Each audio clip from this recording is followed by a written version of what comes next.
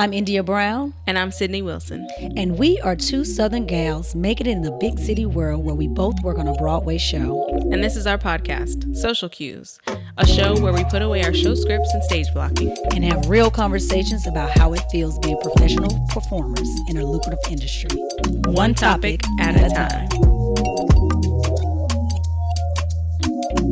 Hey, y'all. Hey, what's up? Welcome back. This is Social Cues. I'm Sidney. I'm India. So, And we're back. I'm excited for this week's topic. yeah, we had a little week off, but Yeah. we're back in the swing of things. Yeah, It's funny true. how you get one little week off, you get your little jitters and forget what you're I talking about. know, because we've done this like 4 times. A little nervous. But we're back. And today we're talking about theater etiquette, which I think is...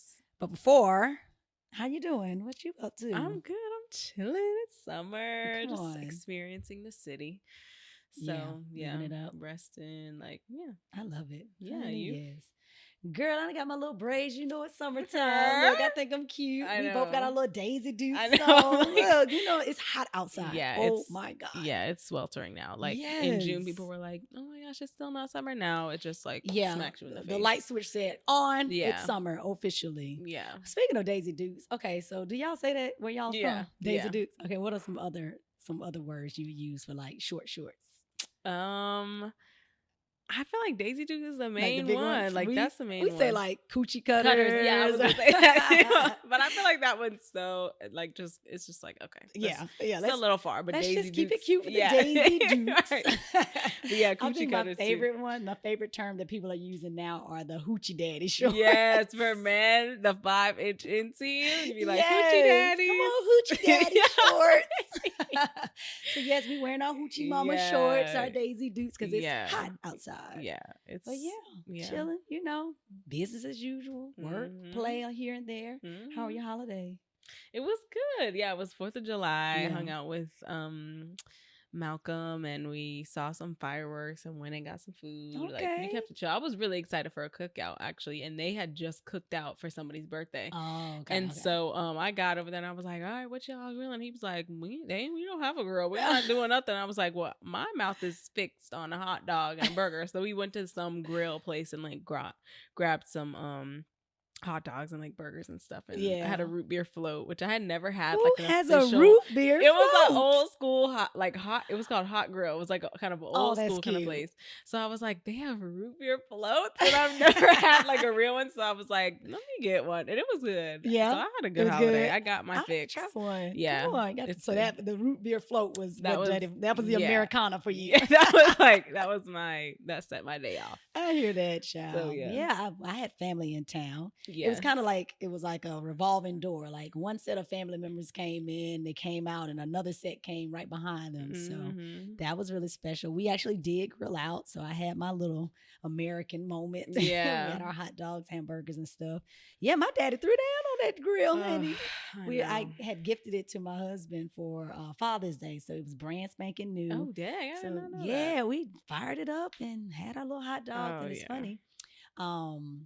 You know, people have fireworks and stuff randomly on blocks. Well, Mhm. they shoot them off over here in Brooklyn, child. Yeah. So we didn't even have to leave home. Like it was I guess someone on the next block over was shooting fireworks. So we just looked out the window, went out on the stoop, and Dang, it's yeah, right 4th of there. July was right there. Yeah. Although I guess we're not referring to like celebrating 4th of July anymore. Yeah, no. It's what is it? 13 days, 14 days After Juneteenth, yeah, or like July 5th Eve is what other, Oh, other my people God. were like July 5th Eve celebration. Right, I'm right. like, So we but didn't yeah. celebrate July 4th, but right, you but know, we just celebrated the time off, that's right. which was good. That's but yeah, right. that's one thing I do feel like I kind of miss. Like home is so standard, just like grilling, like just to be here and like if I didn't like go to Malcolm's or whatever, then Mhm. I wouldn't have like gotten that. But I'm just expecting like, oh, 4th of July, we gonna have some like baked beans. I really wanted some macaroni or like potato salad, Aw. and like it's just something that they just throw stuff up there. But you know, that's kind of stuff like you kind of take for granted. I feel like because if I I had didn't you have, over, we had all that. well, if we didn't have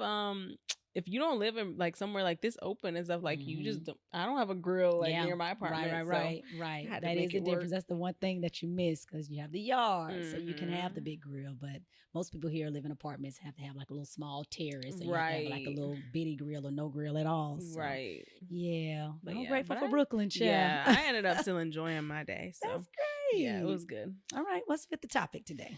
Okay, topic is theater etiquette, and we have a game to start actually, which I'm excited for. Yes. So we'll get into the history of theater going and the etiquette from the audience's perspective. And with that, we will play Myth or Truth. Okay. All right. So I'm gonna read off 2. Okay. And Sidney has to guess, and vice versa. Okay. All right, you want to go first? Yeah, I'll go first. Okay. It's so funny. I did this we were supposed to record last week, so I actually have forgotten the information, I can actually play. Right. Okay, so the dress code. Guests are encouraged to dress as they feel appropriate for a special occasion. There is no official dress code. True or false? Truth. Yeah, that's true. Yes. It says, while formal wear is welcome, there is no official dress code, which is true. And I feel like we've been seeing that more, which is something we were talking about and thinking about. Yeah. When we were talking about like etiquette and kind of how our I kind of wanted to come back. Yeah, I know. Yeah, because it's funny, when my family did come to town, they did come and see our show, and they were like, "Oh, we got to dress up, right?" And actually, my dad was like, "Oh, I left my dress shoes at home. Do I need to? Can I not come in?" And I was like, low key, like, yeah, you should have brought your dress shoes. Yeah. But no, it's cool. Yeah, because that's what I was saying for my debut. I was like, my dad was like, well, do I need to bring anything? I was like, yeah, I think I want y'all to dress up. Like, I want you to look nice, wear like a suit jacket. Like, yeah. And so it wasn't like 3-piece suit, but it was nice. My mom wore like a nice top. Exactly. And, same. Like my family I think it makes it fun. It's kind of, I guess they kind of dress now like, I know our people dress like you would when you're going to church, not like a 3-piece suit, not like a gown, but like something nice, kind of nice casual, casual, right? Yeah, right. 100%. So I appreciate that, but we don't get that all the time. Yeah, and I find too, like I haven't like the couple things that I've caught, I haven't really dressed up either. But it's different for like a matinee versus an evening show. That is true. They were coming to like at 8 o'clock. Like that feels like night at the theater. Yeah, like you want to feels like an event, right? Yeah. But if I'm like just going like to a matinee, then like jeans and like a sweater or t-shirt, whatever, it's kind of fine. But yeah, I don't like to be in there just with like ripped up pants, like like cargos and stuff. Yeah, like I don't think I would go with this, but like a cute, like even if it's ripped jeans, but like a cute like sweater or something, just doll it up a little bit. Because that is the cute thing about where fashion is now. You actually could wear ripped jeans if you wear like a nice blouse or some sort of cute top, so you can really dress it up that way. So yeah, exactly. We have options. So dress up for the theater because the girls like to see, but it's not mandatory these days. No. So all right, myth or truth? Audiences should never clap between movements during performances. Myth? Correct. Okay, yeah. Audiences can clap when they like. Oh, wait. Oh, okay. So audiences can clap when they like what they hear. Okay. Myth. Yeah. That was a myth. Okay. Next, mine says soft conversing during a performance is acceptable. Myth or truth? Wait, say it again. Soft conversing during a performance is acceptable. Girl, no. That is not acceptable. Please. When the lights dim, theaters request audience members to remain silent in respect of others, which I agree with it. Because I think people think that they're quiet and they are not. And that's one big thing that I feel like we've noticed, or I've really noticed since coming back from the pandemic, is like when I see shows and stuff, I'm like, why are y'all so loud? Like pretzels crunching, like so loud with the food. And I'm like, I could not hear this on stage, but being in the audience, it's so distracting. Yes. And even like, well, we get a lot of people who fall asleep. Oh, yeah. And like the first few rows, like, I don't know. I guess because people are in the dark, they feel like maybe we can't see them or they're too far back, but we can see y'all. And don't let it be a game for the men in the front literally watching the game on their phones. Yes. In the front row, we're like, we can't see the balcony, but we can see y'all. It like, is so true.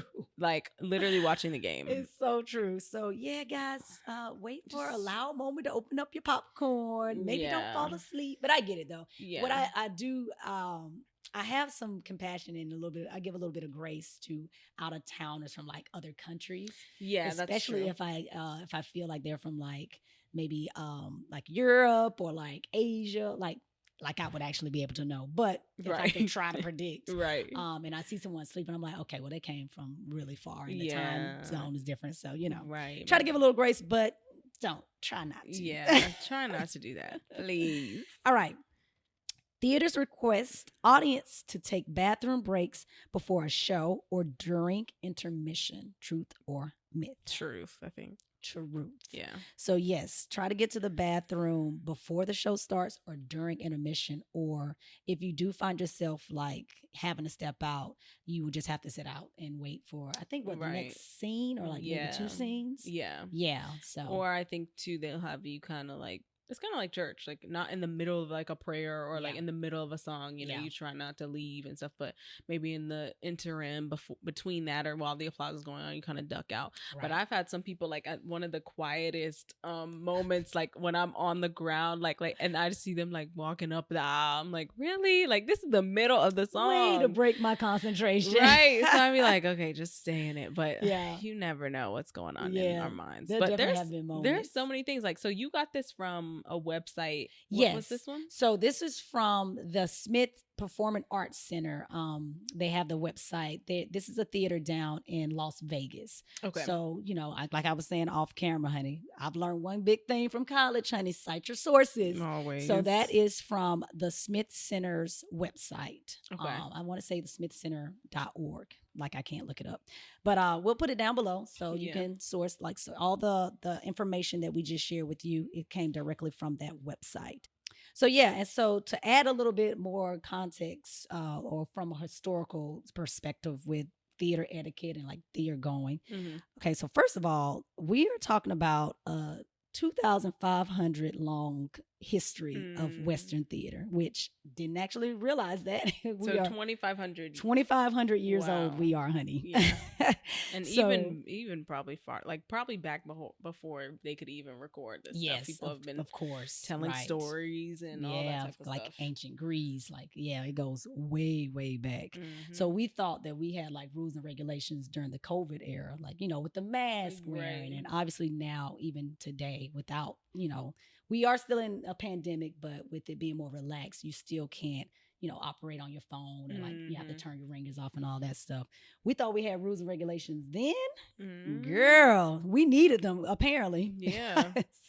So I'm getting this information from Queen's University out in Ontario, Canada. Okay. Just going to read a few little historical facts for the reason why theater looks the way it looks today. Yeah.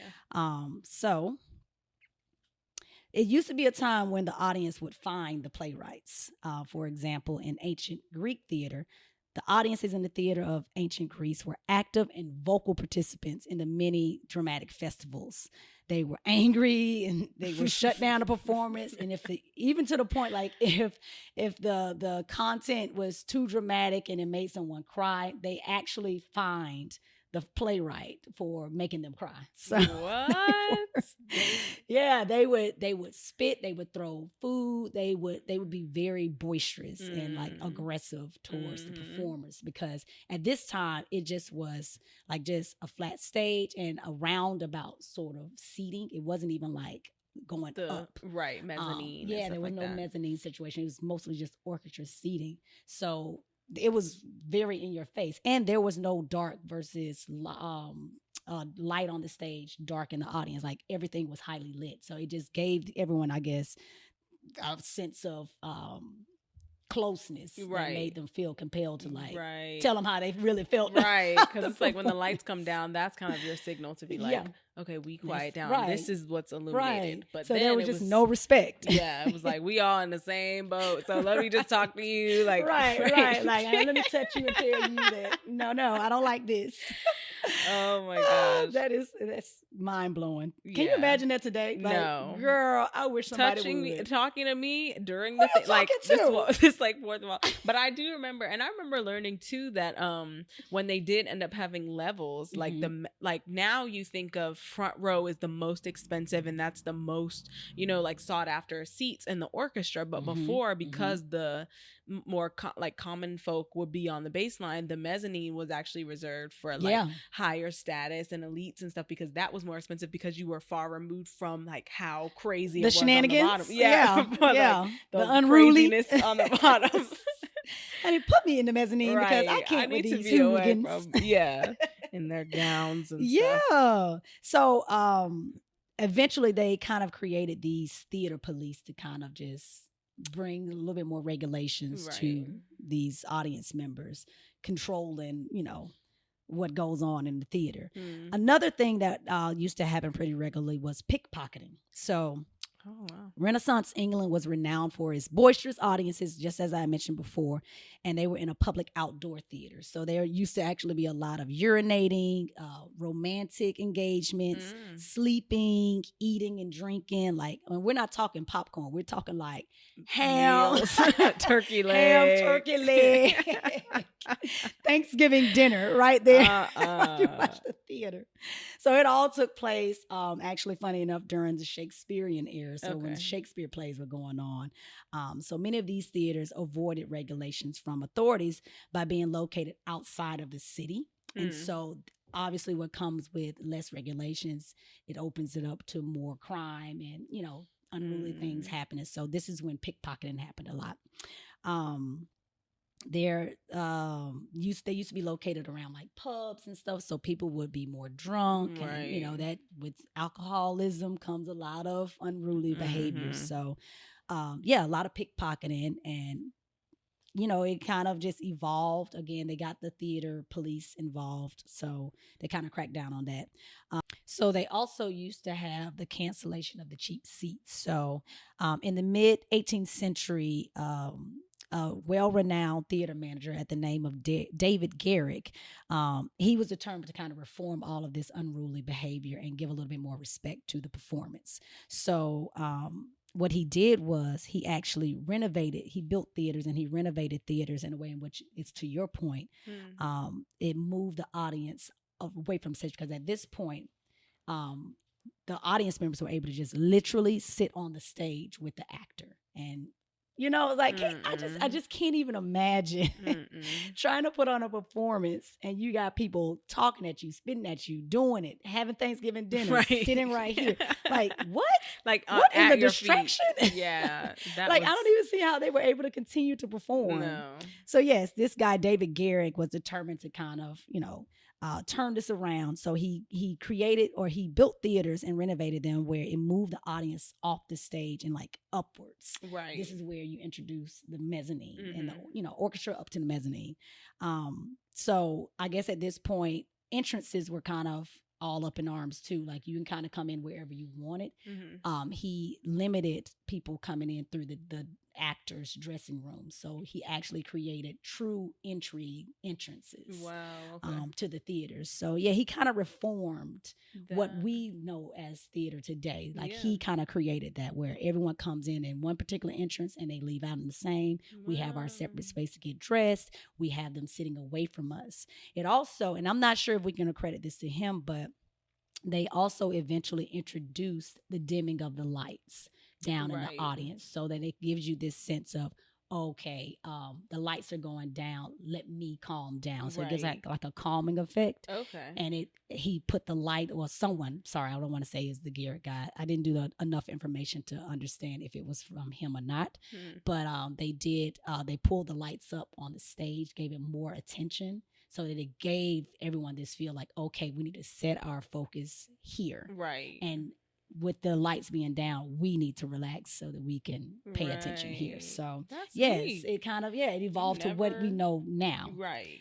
Nice and quiet during the performance. Quiet enough for you to fall asleep. Right. Yeah. So just a number of different things. Again, like, it's so funny. We take for granted like the current theater going experience, when back in the day, none of that. And now how that's changed too, like from police to like just the security, and how even in our show, like at certain points, like when we do curtain call, they go and sit at the steps, because I think maybe there have been instances where people run up or try to come, you know, and see us. And I think you could, you know, have those scenarios today too, and people, you never know. Right. But it's interesting, and I think different people do different things. Like we were also talking about celebrities, and when other like not just normal guests, but kind of what the courtesy is when a celebrity shows up. Yeah. So in the time that I've been with our show, there have been a few. Low key though, I feel like I always miss the celebrities. Like, I'm always out when the celebrities are there. I'm so lame. But I have caught a few people. I've caught like Viola Davis. I've caught Chance the Rapper, and who else? Were you there for Queen Latifah? No, I wasn't there for Queen Latifah.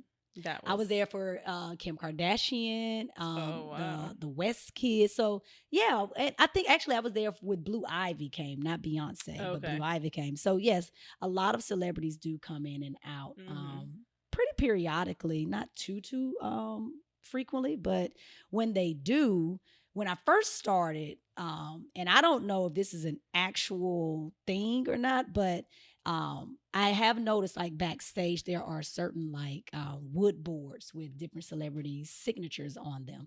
And in the beginning when I first started the show, whenever celebrities would come in, it would be mentioned that they gonna come backstage and get a backstage tour and they can sign the board and da da da da. So it was kind of for me, I thought we adopted it as truth. Like this is the proper thing to do. This is theater etiquette. And I think I actually have heard someone say like it's proper to, even if you're a celebrity, come on backstage, allow someone from the cast, probably a principal, to give you a backstage tour, meet the cast, and sign our board. That's what's proper, the proper thing to do as a celebrity. So although I think even after the pandemic, there have been a few celebrities to come. They have come backstage, but I don't think they're signing the board anymore. So, like I think it's kind of they're limiting. Yeah, it depends on whatever traditions the actual people at the theater make. So yeah.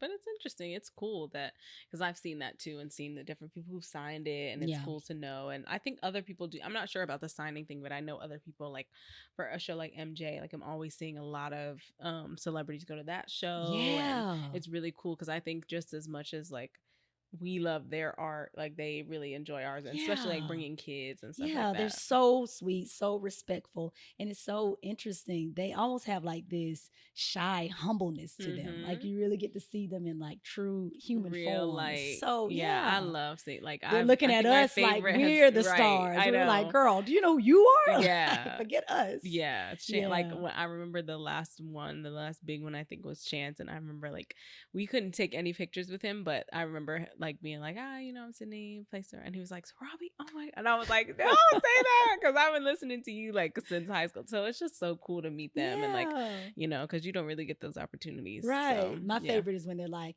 hi, I'm Beyonce, what's your name? I know. Girl, you're like, I know who you are. So anyway, really cool, really cool. So I guess to segue, so what we do backstage, because we're kind of trying to morph from like audience to backstage type of thing. So so our actual rituals or whatnot. So as a cast, we got a lot going on backstage. We do. I mean, I know our show is pretty unique because we do have special effects and automations and puppets and all that extra added stuff, and also like face paint and all that stuff. So like a lot of people ask me, well, do you get your makeup done? And I'm like, girl, I wish. I know. They're like, hair and makeup. I'm like, not every day. Right. And they're also very surprised to find that we're only required to be at the theater a half hour before the show starts. Yeah. That's crazy. And I was like, girl, what? Like you can get done in 30 minutes? Yeah. I'm like, girl, I can get it done in 3 2 minutes. Literally. Yeah. So we are required to be in at the half hour call, we call it. That's 30 minutes before the show. Come in, sign in, all that stuff. Warm up. We put on our own makeup unless you are a principal. And they all have their designated times to get their makeup done. Like I say, because especially in our show, like they may have more elaborate face makeup or hair to install. So they have to go up, do their thing. We as the ensemble, we do our own hair and makeup. We put our hair in our hair preps and all that good stuff during the show. Throughout the show, we all have like on the side, we have 2 bunkers, big bunker, small bunker, we like to call it. Obviously, it's self-explanatory. One bunker is bigger. It holds majority all of the ensemble, and then the smaller one holds like a smaller amount of people for different scenes. So we go in the big bunker. What do we do? In the big bunker, we go in once you've done like your makeup, hair, all that. You put your mic on, and then when we go in there, we get in our costumes, and so everybody has a different dresser from wardrobe. They normally dress 2 to 3 people, I think. Yep. Each dresser has designated people. And one thing I think people also don't know is that there are swings for those positions too. So if you're in wardrobe, like even if your dresser is like whatever, I don't know, Brenda, then like if Brenda's out, then they have swings to cover her track. And so it's like really intricate, and then they learn all, men and women as well, and they'll kind of switch back and forth. So it's really, and the same for makeup. It's a full operation. Yeah. So the same way you see people don't really understand the concept of swings and understudies, or might not fully understand for the cast. Like we have all of that pretty much for backstage too, even down to the crew. Yeah. Like I have certain cues with certain crew members who like hold the curtain for me, and I'll be like, oh, where's, Billy or such and such. And they're like, so they have replacements too. So it's really cool when you think about how deep the operation actually goes, and how important that those people are. And like, and you notice the changes. Yeah. Each person has their own flow, their own way of doing things. So yeah, it does get interesting. You forget because, we all need vacation. We all get sick. So everybody has stuff. We all need coverage. Right. Yeah. So it's really cool. But yeah, so we go in there, we have our mics on, and our makeup done. We just get zipped up depending on what costume you're in. Most of ours are heavy and have like a lot of zippers and different pieces, gloves. So they make sure you have like gloves, headbands, all your Girl, where you shoes. wear some gloves at? For the hyena. Oh, duh. Because we have that. We have headbands. We have like undergarments, like some people wear t-shirts. The things you take for granted, of course. Yeah, because I'm always losing or forgetting mine. Sometimes I'm like, dang, I forgot my headband. So so all the different pieces that you need, socks. Like I don't wear socks in the show except for with those boots. So and that's like, another thing. That's another thing that we all kind of take for granted, and we get a lot of questions about. Like they provide literally everything. Your underwear, your socks, your knee pad if you need it, the gloves, like she's mentioning, to kind of they are like the gym gloves that you use to when you're lifting weights. They provide those. So everything, even down provided. To ring covers, like even they have to your ring covers, skin tone, like cylinders of fabric, so that people with wedding rings don't have to take it off; they just cover it. And I remember that because I'm not married, obviously, and I remember walking, being like, "What are these little dangly things like on the wall?" And people sometimes like on a safety pin just going up. I'm like, "What is this for?" And they're like, "Oh, ring covers." I'm like, "Wow!" Like they really get down. They cover to everything. They don't take anything for granted. So we get that too. A lot of questions about that. We don't take off our rings. We just put on ring covers that are our skin complexion color. So, that's what we do in the bunker, and then you head to places. It's so interesting because like we all are like facing the wall to get dressed so they can zip us up from behind. Then we turn around to the other side, let the get your makeup done, because it's just one big bench, and then there's costumes hanging behind you, in front of you. You even hang some stuff above, like the hyena heads. You hook it because it's like a harness, so that they have things worked out so well to really maximize the everything space. Has a home, and because it's like a corridor. It's like very long. Yeah. So it's really cool. That's something I didn't know about, and that I'm really excited to be able to show my family now that our tours are back open, because I think people just don't have any idea like what it looks like back there, and like when the lights are down, like it just looks so different.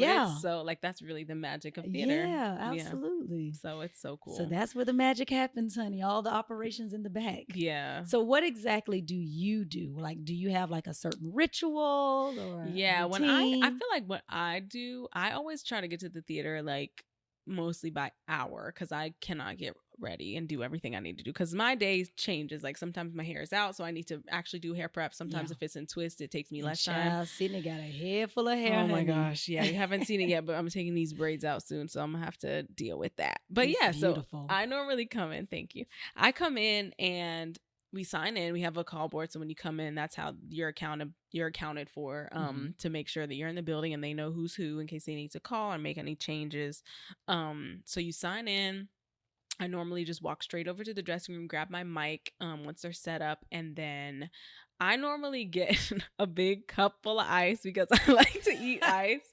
I had struggled with some anemia, and so I have like just a habit of eating ice. So I normally do that because I try not to snack too much at the show. And if I've already eaten, I'm like just trying not to. So what is your like eating regimen? Like, do you eat dinner before the show? Yeah. Do you wait to have dinner? Okay, so how far in advance before the show? I don't, especially because we're in corsets and we're doing a lot of like jumping and getting tossed around. Yeah, and like especially doing like my understudy role when I'm like getting thrown and stuff, like I can't have a stomach full of food. Yeah. So I normally eat I feel like 2 hours before the show. So like if we have a 7 o'clock, I try to eat like 5. Cause well, my whole ritual, let me go back actually. Cause if we have a 7 o'clock show, for example, then it takes me 30 minutes to get to the theater on the train. Okay. So then I'll need to eat about like 5-ish. So like 4:35, I'll have like my actual dinner so that I need to leave the house by 5:30. That's the best time to eat. Like, take it from the Europeans. You're supposed to have a full meal in the middle of the day. Right. So, closer to like,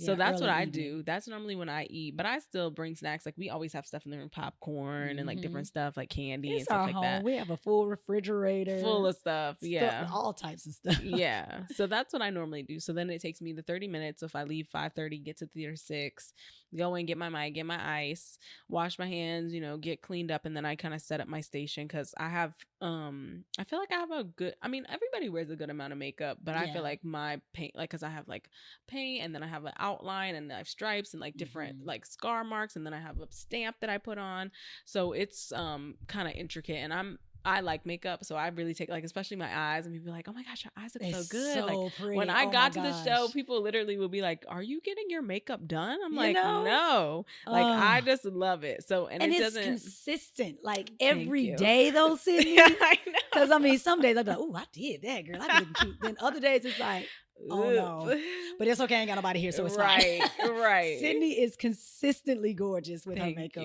every single show. Yeah. That's normally my ritual, and then I go ahead and do my makeup. I like to do that first, and because also especially when we were still wearing masks backstage, I like to make sure the paint and stuff dries before I put the mask, because then stuff gets smudged, and so I normally do that. And then if I'm gonna do like a sort of like stretch or warm up and go in the swing room or something, or kind of do heel raises stuff to kind of start warming up my feet mostly, then I'll do that while that stuff is drying, and then they'll probably call. I might get like a little snack or something if I'm feeling a type of way, and then it's time. Come on, that time flies. It does, right? Yeah. Yeah. So I'm kind of. I ain't similar. You about to catch a girl. Stop from India. I'm not We're similar. different. But you still get it. I mean, still showing up and getting it done. So it just proves that you can do different. Everybody does different stuff. Yeah, everyone's built differently. And I've had a few interviews where I find myself sharing my ritual or my routine, and it's kind of off market, right? And you're gonna be like side eye me, but I'm like, okay, it's for me, not for you. And I've been doing it for 10 years. Exactly, so it works for me.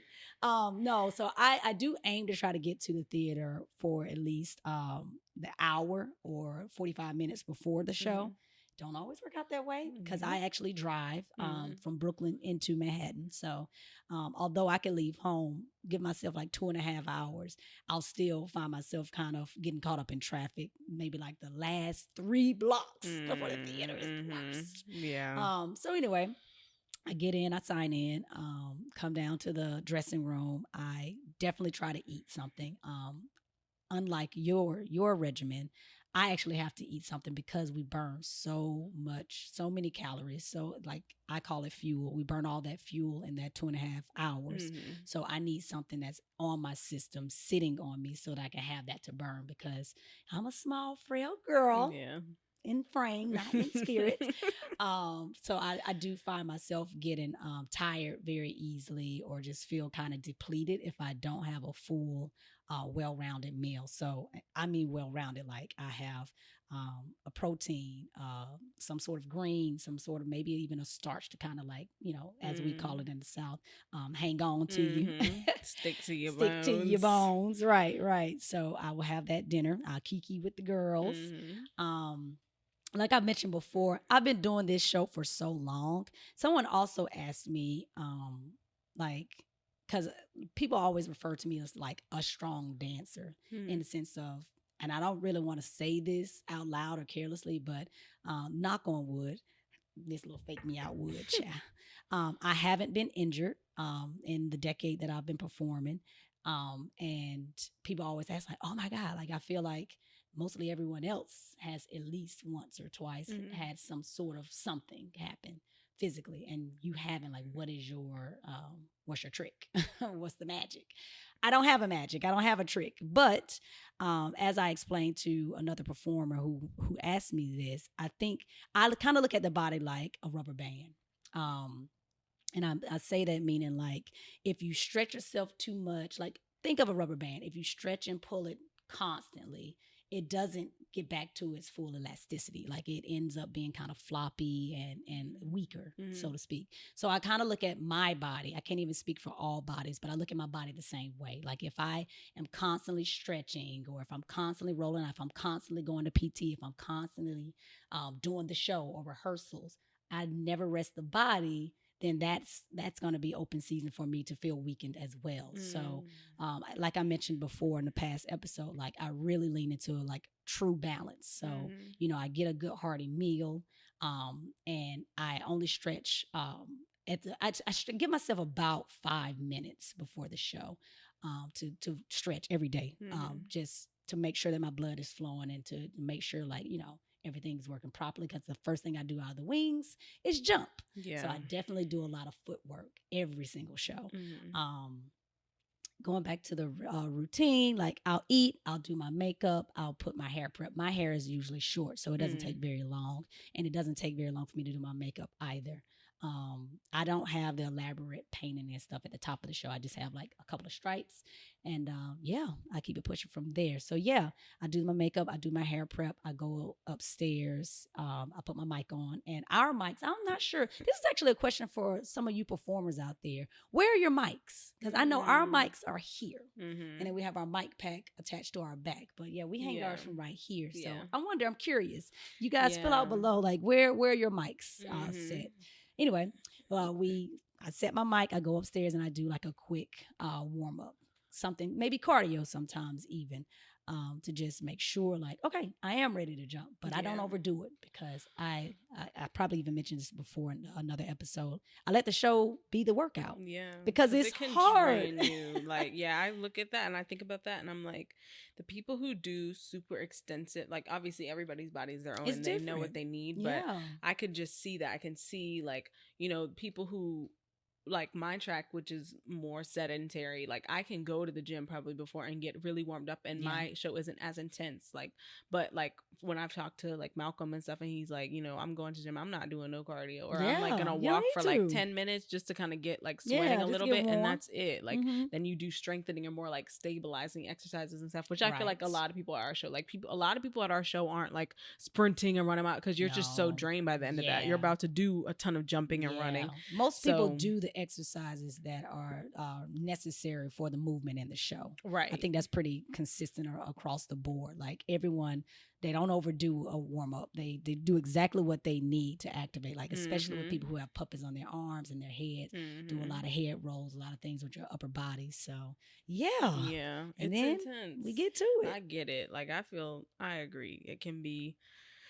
It can just be so much. So it's like, why I'm a, you know, burn myself out before I even get started, and then be dragging at the end. Because it takes a second for me to get drained. So I've learned that about myself, and I think that's the only thing that makes me, quote unquote, stand apart. Like, you know, I'm just a little bit, it takes a lot more. I'm sorry. No, it doesn't take that much is what I mean, to kind of get me winded and get me tired. So I really try to conserve, child. And I use that show as the workout. Right. So, and it's been working. Yeah. So. Clearly. So yeah. Okay. Yeah, so that is those are basically my routines. Yeah. I think also I was thinking about like what it's like in the dressing room now, and some things that I do differently that I didn't know before entering. Like one thing, and it's kind of a Black thing too that people do in the Black community, but it's always speaking when you enter a room. And I remember when I first came in, I didn't know, and I really didn't notice other people doing that either, because I think everybody does different things. Like some people when they come in, you know, or even if you just have a bad day, like you just have your headphones in, or you're talking. Like I'm sometimes catching up with my mom and just talking to friends, trying to keep up with people in the in-between, because you're sitting there doing makeup. Like, you know, so if it's kind of quiet, I think I would just always have headphones and always be talking to a friend or my mom or something, and like didn't notice that people were always speaking. And one time somebody else that kind of mentioned it to me and was like, yeah, you know, like how we always speak when we walk in the room, like that's just something you do. And I was like, oh, I haven't been doing that. So I started doing it. But I just didn't think people were paying attention. Yeah, like, I get it that. Seems like, yeah, because everyone is focused. Like everyone's doing their makeup or eating or whatever they do. So it does seem like nobody's eyes are on you when you walk in a room. So it seems like the attention is focused only on themselves. Right. But yeah, I would say this is how I look at it. I think about it like it is our home. You know, we joke and say, like, oh my God, we live here. We spend a good amount of our time there. So it is our home. And you kind of want to equate it to walking into someone's house. Like you would never walk into someone's house and not say, hey, how y'all doing? You know what I mean? You would never, and let's say this is speaking for people who are not in the dressing room. You would never just walk into someone's room or their space. You would knock and, you know, wait for someone to say, especially in the dressing room setting, because people are getting undressed.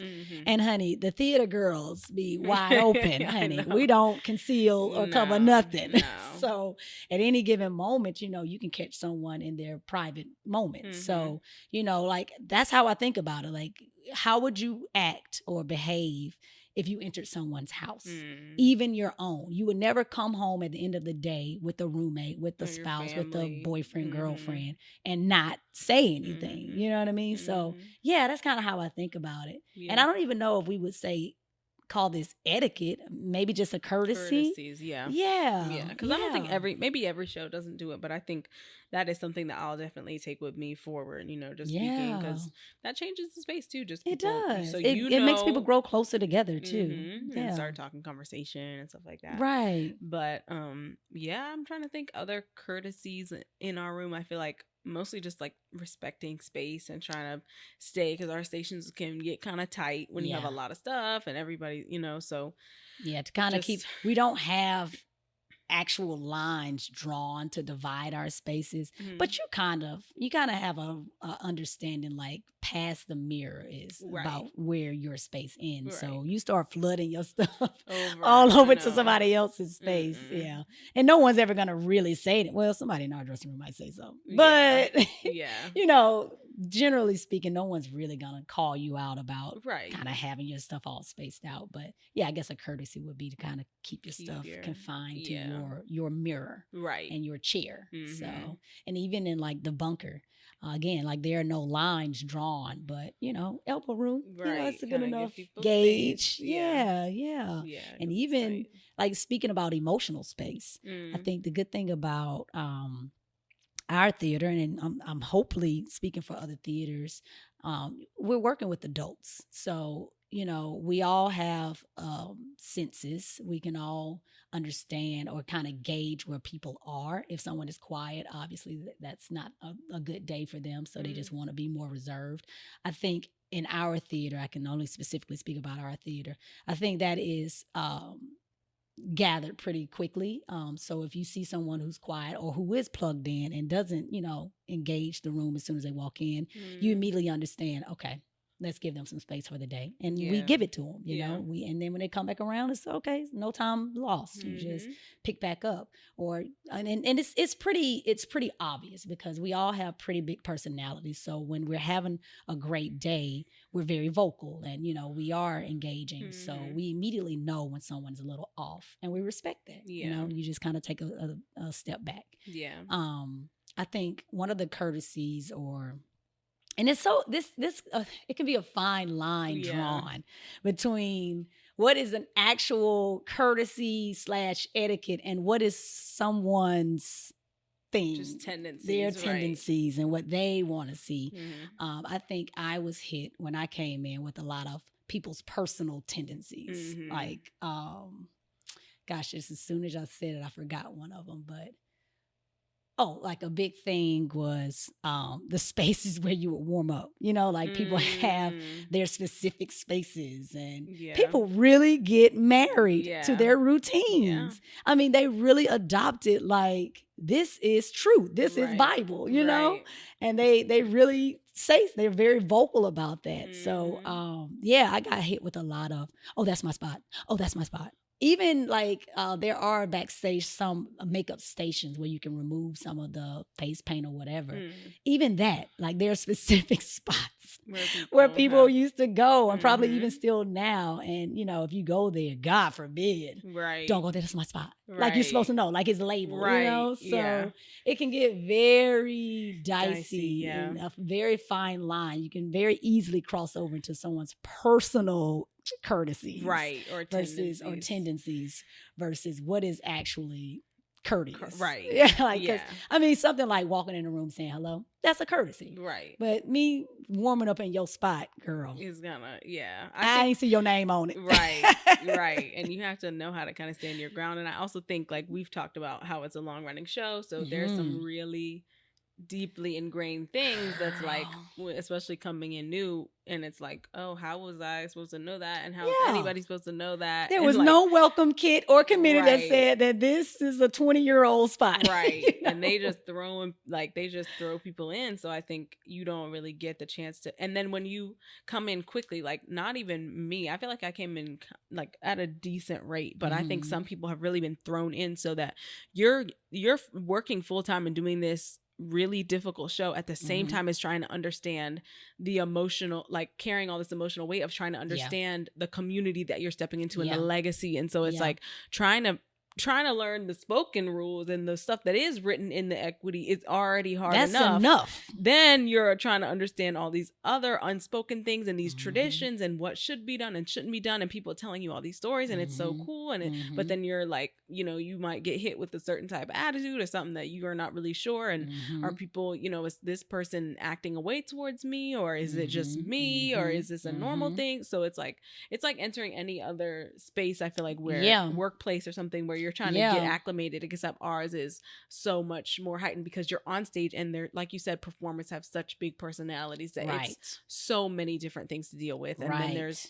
on top of that, injuries and different things. And like we talked about before, life happens and swings and with and then like you think about like all the layers just within the cast, and then you have that with wardrobe and with makeup and with props and with and so it's like, oh, and wow, it's the history, like it's the long running shows that come with all of that added weight, pressure to show up and to get acclimated very quickly, right, and get with the program. Like this is how we do stuff. I don't know why, and it's like, oh my gosh, I didn't know because here's the reality, and like it sucks. Like I'm not here to condone the behavior, and I'm not even here to act like I'm above it. Like I'm pretty sure I've maybe had my moments. It was like, girl, that's my spot, right? Like I think the thing is when you're in a long running show, you get into a rhythm. And the rhythm it becomes almost a bubble. And the bubble is all you have when you get there. So, even for someone brand new with a brand new experience, you are already ticked into the old rhythm of what you have and what y'all had, or what, whatever the cast members that you've come up with.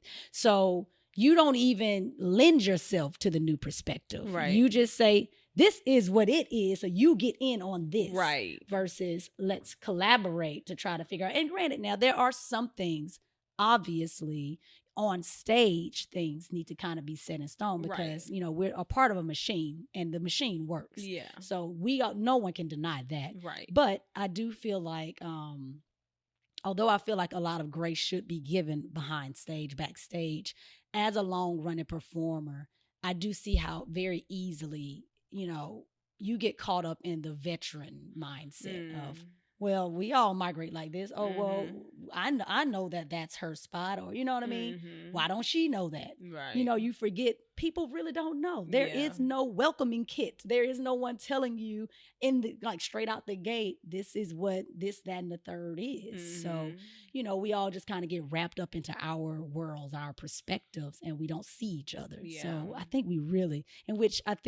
since the pandemic, our space has been opened up to an opportunity where we actually could collaborate on some of these different perspectives, because it's a beautiful thing. It's a beautiful thing to be with a seasoned performer and a brand new performer. There's so much that can happen there. But we do get into our rhythms, child, and it's kind of hard to remember your first time. Remember that new person's perspective. So that's tough. I think there are a lot of things that are taken for granted also for the person that's been performing for a while, like mistakes on stage. Like, girl, I can remember the first mistake I made. Oh, it gosh. was so big and enormous to me. And it, in my opinion, it was like, there ain't no way to get around it. So this is what happened. We were in one of the scenes and we were exiting. And this is a scene where we have something on our head and we have like this big elaborate dress on. Oh, yeah. And we're exiting. And I am second to first. So I'm not the first person, but I'm second off to exit the stage. Girl, I got caught up in my dress, tripped, fell to my knees, fell over, my head fell forward, and the headpiece fell down.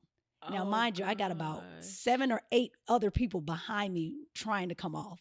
That was a big deal. I think it was a big deal. Yeah. Period. But that wasn't your fault that you tripped. No, it wasn't. But I came off. I was bawling, like I was distraught, and everyone was like, "Girl, ain't no big deal. It's fine. It's cool." And then people started sharing with me like when they tripped up, and it actually made me feel really good, and it brought it back to me to say, "Okay, woo, live theater. I am just a human.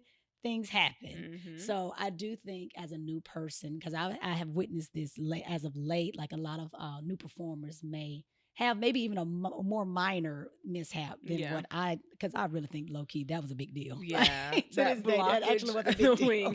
That probably people stopped in their tracks, like if the audience notices. There's a big deal.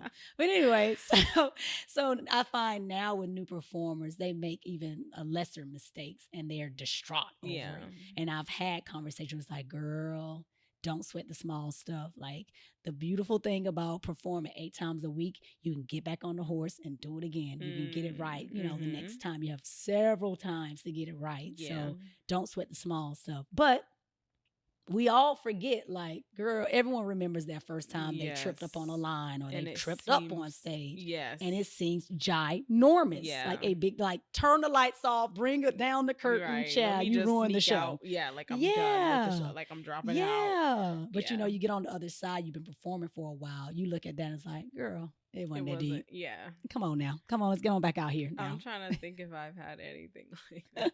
Oh, one time I went on stage for a number without my hat. Oh, did you? Yeah, and I had the kite, and I was like singing, and people were like, "Come on!" And I was and like, the wig cap was showing, and they were like looking at me, and they were like looking, like kind of looking, and I was like, and I just went straight off the wing, and I just kept singing. But that wasn't too bad. No, but still, it's just you know, like. It's your performance, especially if you're brand new and you want it to be great. Yeah. We, you know, along the way, you kind of lose perspective of that. So a lot of moments like that happen. And granted, there are, you know, for the most part, the cast is pretty gracious. Like, you know, like I mentioned, like, the way that people made me feel better about the situation was they shared their first time. And that really made me feel really good to feel like, okay, it's not just me. I didn't just ruin the show. Everyone ruins the show. Right. And everybody has at least one thing. Yeah. So it's all types of stuff, girl. Yeah. Like we different personalities, different experiences, but I think it's really great to have a community that can all come together, and I think now, like, we have been talking about the fact that since the pandemic is over and there's a more of a focus on mental health and stuff like that the room, I think in general, and the industry, I think is a little bit, or is aiming to be more open to kind of mental health and stuff like that. And so I think people are trying their best to be a little bit more gracious in these seasons and stuff. Because that is nice. When we returned from the pandemic, one of the we all came together and had big speeches and caught up with each other. And one of the main things that resonates with me now, and I guess that was like the main topic, was have grace with others, because we did not come back the same. No one did. No one in this world, and I can literally say no one in this world came back from the pandemic. And granted, the pandemic is still alive and well, but you know, the first couple of years, no one came back the same way they did when they were, you know, before it happened. So what does that look like?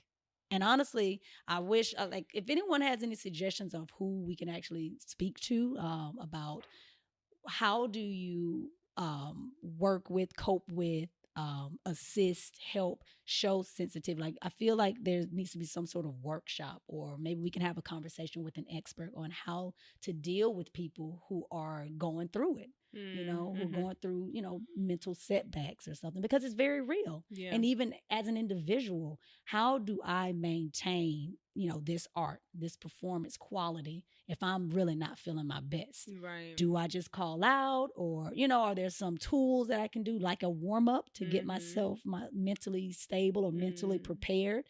I think there should be more of those happening in any workspace, not just theater, but more especially in theater, because the way we express ourselves is so vulnerable and open. I think we tap into things and we reach certain places that mentally you should be strong. You should be mentally strong for some of the stuff that we're doing. So what does it look like? Yeah. Like how do we move forward with this, knowing that so many people are dealing with things? How do we gel? How do we get back that community in a safe space for someone who's struggling? So, yeah, if there's anyone out there who has any suggestions on someone we could have on the show, do an interview, I am very curious because it's very real these days. Like people are really having a hard time. Even myself personally, every day is not bright. So what do we do? How do we move forward? This is our new normal. Right. What does that look like? Yeah.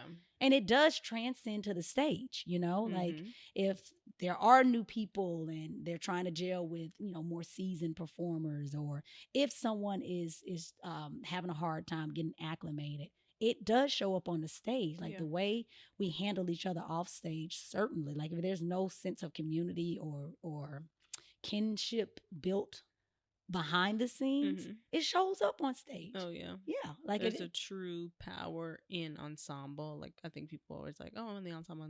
Ensemble is kind of a term that's thrown around, but ensemble, like the root of it is like, or kind of traces back to a group of like back to the Shakespeare, where a group of players, like they kind of switch. It's the same group, but they switch roles and do different shows, but it's the same group, and so you're always working together, you're always learning more about each other. And I think something that has to do with our ensembles maybe like weakening a little is because we have had a lot of different injuries and different people coming kind of in and out, because it's difficult, I think, to come back. Also can be attributed to the pandemic of bodies and things changing and people having different things, like life events happen. But I think there's really a power in ensemble, or just like ensemble kind of synonym for like community. So like just that deep, like when you're really connected, it shows, and it shows because what happens backstage is just as important as what happens on. So it's like when you are having, you can act and play all you want and say like, well, I'm saying my lines and I'm doing what I need to do. But if you have a strained relationship, or if the ensemble, everybody's tired or everybody's overworked, everybody's irritated, then that's going to show up. And people can tell. It's just a spirit in which people do things, in the way the show, it's a spectacle, but you can still tell, even with all the puppets and the lights and how spectacular it looks.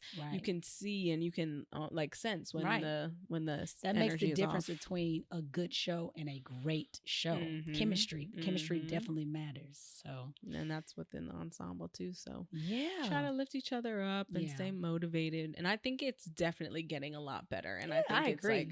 Like, it's fun and it's exciting, and it's nice to be able to show up and kind of bond with people more. But people need their time too, so you try to think about that. And I try to give grace, because like everybody can't just be best friends like the first day you show up. Like you gotta build, you gotta talk, figure out what you have in common with people. And listen, we are no different than any sort of life change. Like in high school, going from middle school to high school, or going to a new job, it takes time to meld with the people, in this new space that you're in. Same thing, everything takes a little bit of time and grace. All right, is it game time? That was good. Yeah, it's game time. It is game time. Boop, boop, boop, boop, boop. So is it my turn? Is it? I think it is. I think so. Yeah, because last time was gospel. All right, girl, dig on in that bowl. Today's is reggae. Oh my gosh, I forgot I put this in there. Come on, reggae. Shout out to my husband. He is definitely from the island, honey. Okay. All right. Let me think. What reggae do I know? Oh, God. Okay, now here we about to play ourselves because it's gonna have to be like poppy kind of reggae. But there's a difference. There's like soca, and then there's reggae, and then reggaeton, which dance hall. Okay, I'm gonna go ahead and apologize in advance now. Yeah, the title is reggae, but I may mix into what y'all might deem is soca or something else. I don't know. Okay, so no disrespect. Okay, you go first because I'm still kind of trying to figure it out. Okay. Oh my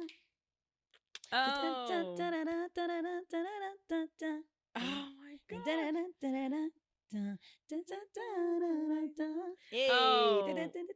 I know what it is. This is like that. Is it Thames? No. Blessings on. Is that it? Oh wait, what is the name of it? India. Wait. I think actually. I think it is called Blessings. I think it's called Blessings. Okay. Who's the artist? You know? No. If it's not. It's by Coffee. Okay. Is it Coffee or Kofi? Kofi, maybe. Okay, it's Kofi. Yeah. I just heard. Respect. Producer, it's Kofi. Come on, producer. But wait, let me get the exact name. Yeah. Blessings. Kofi. Oh no! I'm tripping. It's Toast. Of course it is. Okay, here's another disclaimer, and I apologize. I like to do accents, but my accents be kind of raggedy. Toast. But it is my favorite. Toast. Don't know the words. Yeah. So yes, it is Toast by Coffee. Yeah. Ooh, I feel like I like that. I like that artist. Yeah. Yeah, it's a good one. Okay, I feel like I know some reggae, but I don't. Girl, go any old names school. or artists. Come on. Go as old as you can go. That's the most basic one. Jesus, you are my lady. When I'm with you, it's all of that. What's the name of that song? All about, yeah. Oh my gosh. Is it Beauty? No. She's a beauty. Yeah. Very Is it Beauty? All the way. No. Keep singing. Night and day. No letting go. No. That's the name of the song? Yeah. No letting go? Mm-hmm. Oh, I thought it was Beauty or something but like that. But you don't know the artist. Sure don't. Wayne Wonder? Wayne Wonder. Yeah. Let's make sure.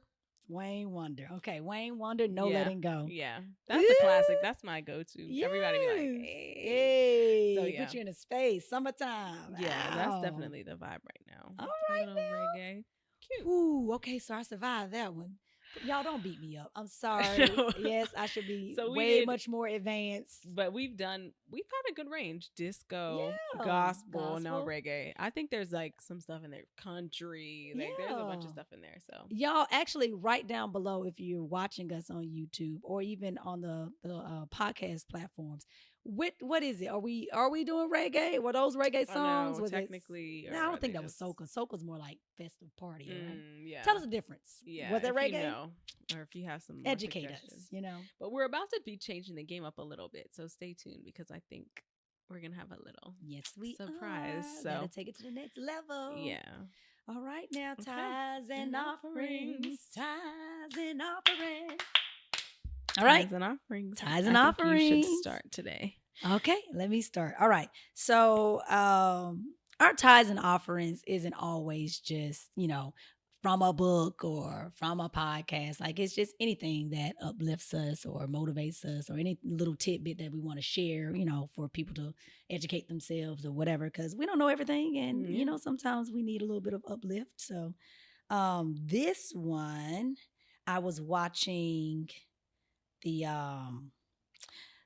so Michelle Obama wrote her second book, The Light We Carry. And so she has been going on a book tour. This actually might be low-key old. Like this might be. Really? I might have just caught this. I guess. No, this came out 2023. Come to look at it. Okay. So I watched this Netflix special with she and Oprah having a conversation.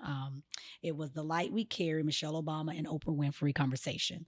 And I love Michelle Obama. Like, I just feel like we couldn't have gotten a better leader in the White House than that family. Not just because they came out unscathed from scandals and drama, but just they just seem like regular, attainable, people. Yeah. And so she just carries that grace with her even out of the White House. Yeah. So watching the show, it just really filled me up. She had a whole bunch of nuggets, but I just remember this particular segment where she was talking about, and I think she talks about this in her book, which I'm going to get it. Y'all should get it too. The Light We Carry, Michelle Obama. She talks about, I don't know if it's a full chapter, but it's a section in the book where she talks about her kitchen table of friends. And it just resonated with me so much because I can relate to that. Like as a kid growing up in the South, I don't know if this is the same for you, but like if there's like, let's say a dinner party or a party where family and friends get together, the grown-ups be at the kitchen table and the kids be off playing in another room or something. But you just hear a bunch of cackling and maybe they playing a game or whatever. Everything happens at the kitchen table. Yeah. And in my mind, I don't even know why this is even coming up in my imagination because I don't actually have an experience with this, but I just see like a circular round table and one little single light and everything is dark around. Anyway, so she was just saying when she was a little girl, this actually happened for her. And this has happened for me a time or two at like an aunt's or uncle's house where all the grown folks are like collected at a table and the kids are kind of like crawling around trying to be nosy. Oh, yeah. Trying to hear. This is where the tea is spilled. Right. So she first and foremost was like, she has gone through a various amount of friends. Like, she's outgrown some people and she referred to it as they didn't have enough oxygen in their tank to make the climb, which I thought was so freaking brilliant. Yeah. Instead of just saying, oh, I cut her off. You know what I mean? Or like she always has like these, she always has these really cool, graceful ways of, communicating a disconnect from people. So, she was saying now, and what she was encouraging people to do was be sure to have a group of people or a net of people who build you up, who kind of align with what you deem as successful or productive. Yeah. And, keep those people at your kitchen table. And then she was even further the point to say the kitchen table was literally the place where she would go and be herself. Even as first lady, she would bring her group of people who she felt safe around at this table, and she would really spill the tea, honey. Wow. Even as the first lady. Yeah. So I think that's something that resonated with me. That's something that's encouraging, for others to just have a space, create a space where you can kind of let your guard down and share with your people and be your true authentic self around the table who all is there. Give grace and allow space for people to be themselves. And then also have a network or a group of people. It doesn't have to be a large group of people, but have a network of people who really can feed you and can build you up and make, someone that can encourage you and you can look to, for inspiration in whatever you deem is successful. So, yes. I love that. Yeah. That's really good. Mine like really piggybacks off of that because it's still tying back to my live the other time that I posted about that stuff on my Instagram, but a few people had reached out to me like young Black women who all of actually are in the arts too, and we're just saying like how inspiring it was and how like they really were glad to have like, or were looking for like more community. And I didn't go to like a big church when I was at home. It was pretty much a new church, so we never had like big Bible studies. Like we had Bible study groups and my mom was a leader of one. Okay. And so I grew up like going to a lot of Bible study that was like women's groups and like small group and stuff like that. Nice. And then my mom's friends would also do like their own spin-offs. And so I felt led to make one. So we're having a first meeting on Monday at like a little coffee shop. Yeah. And so I encourage them to get that same book, 40 Days Through the Bible. But I really feel like female friendships can be difficult at times. Yes. And I think especially with like in the arts, and there's just so much stuff going on and like so many and even things. Our hormones, like let's be honest, like our hormones ebb and flow, which control our emotions sometimes. Exactly. So, so I feel like just being young and in the city and like a lot, I feel the same way as what the other girls had said to me and their sentiments about like really wanting more community and like, or just really being happy for me, I guess, that I kind of have like a stronger family unit and I have people that I can really go to and support and have that support and be, guided back to God and strengthen my relationship with him. And so I felt led to start a small group. So it's like 4 girls, including 5, including myself. And I want to kind of base it around the book, but I've already kind of done most of the book. So I liked it, but I thought that, it would be nice just to meet with them and like be able to talk and kind of like the stuff that they're going through and like, because I feel like it's hard. And I think especially with a Broadway schedule, it's just difficult. And then the time that you do have off, you really kind of just want to let loose and like hang out, which is fun and all. But sometimes being out of town. Right. So it's like you want to do stuff, but then you also kind of just want to decompress and really have some people you can lean on. Yes. And so as much as, I'm glad to like be able to talk about God and all of that. I do want that to be the foundation, but I also just kind of wanted to make a space in there. Other young women that I feel like are like me and are really pursuing and trying their best, but it just gets hard. It does. So I'm just really excited to do that. And I feel like that's like, I'm hoping that that's kind of like my kitchen table, or that those are people that I can and kind of connect them to so that they can have strong relationships. Because I have somebody from our show, but then also a couple girls who are in the same show too. And so I'm like, maybe we can all meet and they can kind of, get acclimated and kind of know each other and have community. So yeah, I'm hoping that it'll be, good, and Black women and having stronger communities. Always important. And who knows what it will like blossom into. Like I'm hoping that I can kind of expand it, but I just kind of wanted to start small and just like meet Monday, like at noon, get a coffee or whatever. And of course. But so that's kind of like my thing, encouraging like whatever, if there's anything that you wanted to do or you feel like you want to be like, you're kind of scared to be bold and step out. Like I have been sitting on this list for a minute and I was like, well, I don't know, like who's gonna want to come or whatever. People aren't really free. I was like, just send the text, and just even if it's 2 of y'all, just to hang out and be like, we're setting a time to like make space and time for each other. Just do it. So just reach out, like just do it, because people really need it, probably more than you know. And it surprises you. It's not even the people that's closest to you. My mom always says it's like the people who are surprised, the people who will show up for you will surprise you. Like it's always people you least expect. So, So I definitely want to expand it, but that's what we're doing. So I'm doing that on Monday, and that's kind of my offering, but it ties in like the kitchen table and 100%. Community and stuff. That is it. That is our offering for today. That's it. Now, if you want to extend a tie, a little offering, just again, we'd like to expand here. So if you want to keep our lights on, any little small donation, nothing is too small, but anything will help. So, and even your viewership and your listenership, just subscribe and make sure you click that little bell to make sure that every time we have a new episode, you are locked in and you are following us on our journey, because it's so much fun. We have so much to offer. Yeah, we do. And that is it. That's it. Thanks for joining us. We'll see y'all next week. Yes, I am India. And I'm Sidney. And remember, make your stage cues. And always remain social. We'll see you next time. Bye. Social Cues is hosted by India Brown and Sidney Wilson. Produced by Dale Brown and music by Isaiah Young. Find us on social media at Social Q 2023 on Instagram and Social Cues 2023 on TikTok. Don't forget to subscribe to our page and follow us for notifications of new episodes. Until next time.